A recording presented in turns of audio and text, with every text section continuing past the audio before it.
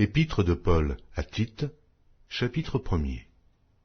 Paul, serviteur de Dieu et apôtre de Jésus-Christ pour la foi des élus de Dieu et la connaissance de la vérité qui est selon la piété, lesquels reposent sur l'espérance de la vie éternelle, promise dès les plus anciens temps par le Dieu qui ne ment point, et qui a manifesté sa parole en son temps, par la prédication qui m'a été confiée d'après l'ordre de Dieu notre Sauveur.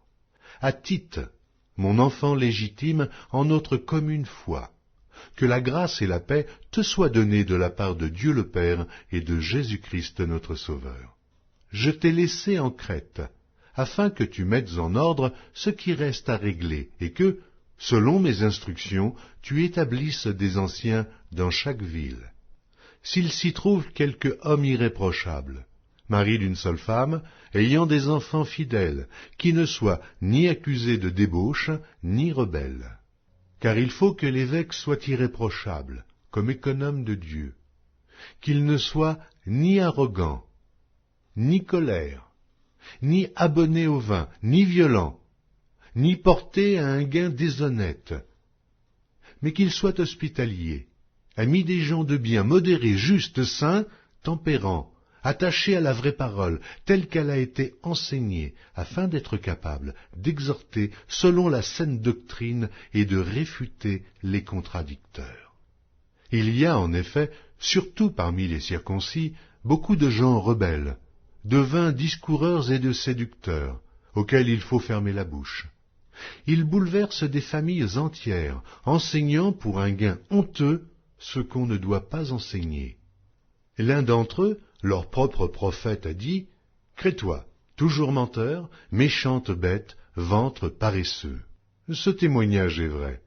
C'est pourquoi reprends-les sévèrement, afin qu'ils aient une foi saine, et qu'ils ne s'attachent pas à des fables judaïques et à des commandements d'hommes qui se détournent de la vérité. Tout est pur pour ceux qui sont purs. Mais rien n'est pur pour ceux qui sont souillés et incrédules. Leur intelligence et leur conscience sont souillées. Ils font profession de connaître Dieu, mais ils le renient par leurs œuvres, étant abominables, rebelles et incapables d'aucune bonne œuvre.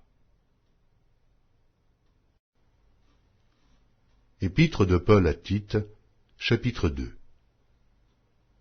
Pour toi, dis les choses qui sont conformes à la saine doctrine. Dis que les vieillards doivent être sobres, honnêtes, modérés, saints dans la foi, dans la charité, dans la patience. Dis que les femmes âgées doivent aussi avoir l'extérieur qui convient à la sainteté, n'être ni médisantes, ni abonnées au vin. Qu'elles doivent donner de bonnes instructions, dans le but d'apprendre aux jeunes femmes à aimer leurs maris et leurs enfants, à être retenues, chastes, occupées aux soins domestiques, bonnes, soumises à leurs maris, afin que la parole de Dieu ne soit pas blasphémée. Exhorte de même les jeunes gens à être modérés, te montrant toi-même à tous égards un modèle de bonnes œuvres, et donnant un enseignement pur, digne, une parole saine, irréprochable, afin que l'adversaire soit confus, n'ayant aucun mal à dire de nous. Exhorte les serviteurs à être soumis à leur maître, à leur plaire en toutes choses, à n'être point contredisants, à ne rien dérober, mais à montrer toujours une parfaite fidélité, afin de faire honorer en tout la doctrine de Dieu, notre Sauveur. Car la grâce de Dieu, source de salut pour tous les hommes, a été manifestée.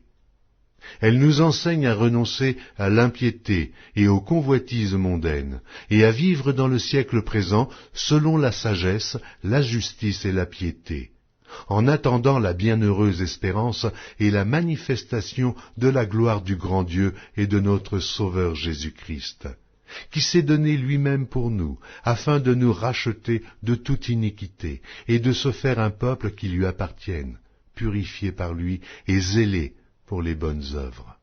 Dis ces choses, exhorte et reprends, avec une pleine autorité, que personne ne te méprise.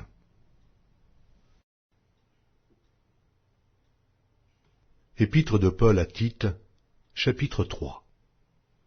Rappelle-leur d'être soumises aux magistrats et aux autorités, d'obéir, d'être prêts à toute bonne œuvre, de ne médire de personne, d'être pacifiques, modérés, pleins de douceur envers tous les hommes.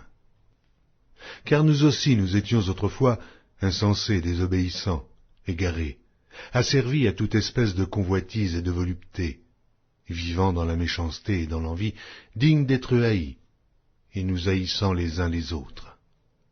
Mais lorsque la bonté de Dieu notre Sauveur et son amour pour les hommes ont été manifestés, il nous a sauvés, non à cause des œuvres de justice que nous aurions faites, mais selon sa miséricorde, par le baptême de la génération et le renouvellement du Saint-Esprit, qu'il a répandu sur nous avec abondance par Jésus-Christ, notre Sauveur, afin que, justifiés par sa grâce, nous devenions, en espérance, héritiers de la vie éternelle.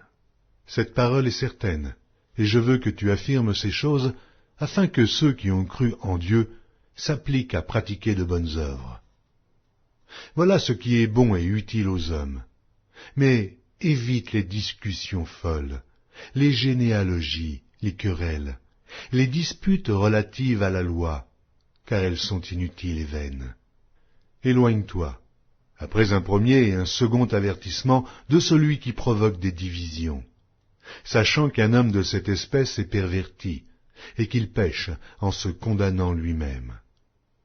Lorsque je t'enverrai Artémas ou Tychique, hâte-toi de venir me rejoindre à Nicopolis, car c'est là que j'ai résolu de passer l'hiver. Aie soin de pourvoir au voyage de Zénas, le docteur de la loi, et d'Apollos, en sorte que rien ne leur manque. Il faut que les nôtres aussi apprennent à pratiquer de bonnes œuvres pour subvenir aux besoins pressants, afin qu'ils ne soient pas sans produire des fruits.